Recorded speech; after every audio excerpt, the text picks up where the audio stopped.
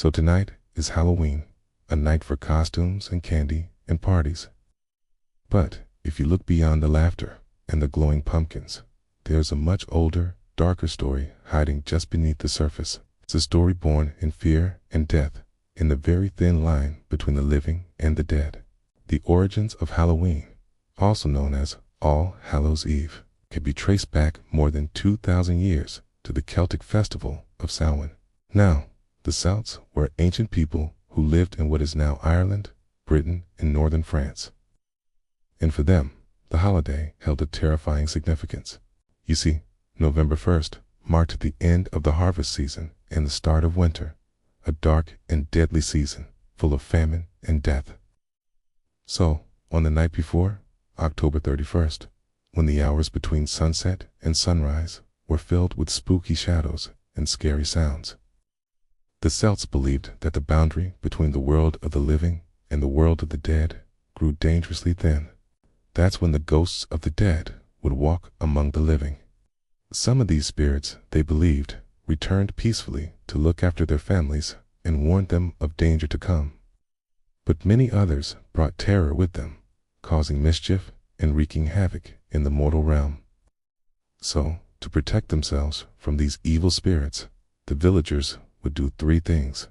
First, they built huge bonfires and wore animal skins and masks. These disguises were meant to confuse any wandering spirits and turn them away.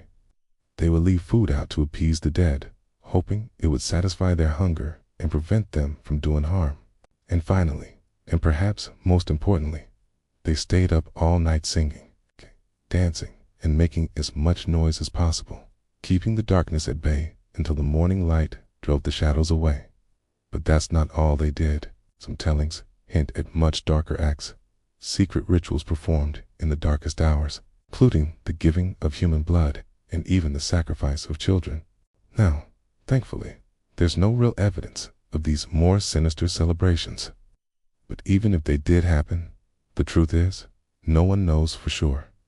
The veil between worlds was thinnest at these sacred sites, meaning evil had the easiest access to the mortal plane. So to stay safe, some villages avoided them altogether.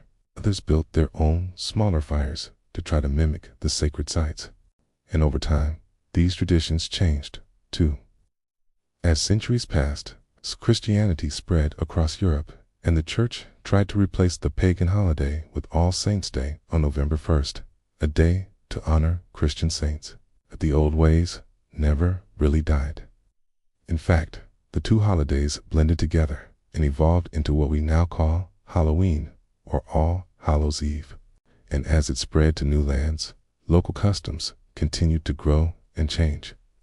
For instance, carving jack-o'-lanterns first began in Ireland.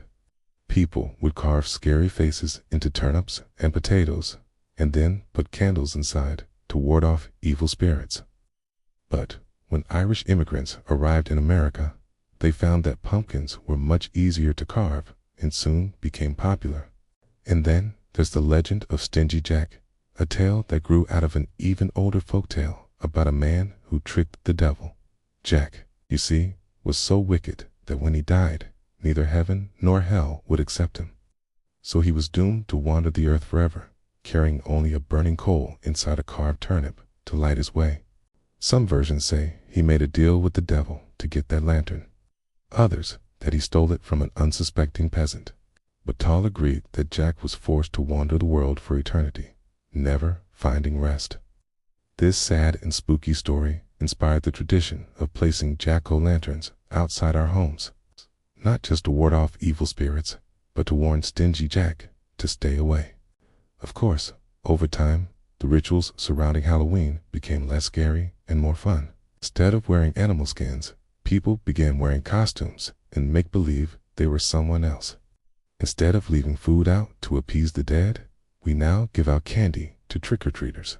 But even today, the holiday is still tied to death and spirits, and the unsettling feeling that something strange and scary might be lurking just around the corner. A night when the veil between worlds is thin and the line between good and evil is too. Thanks for watching, and I'll see you next time. Bye.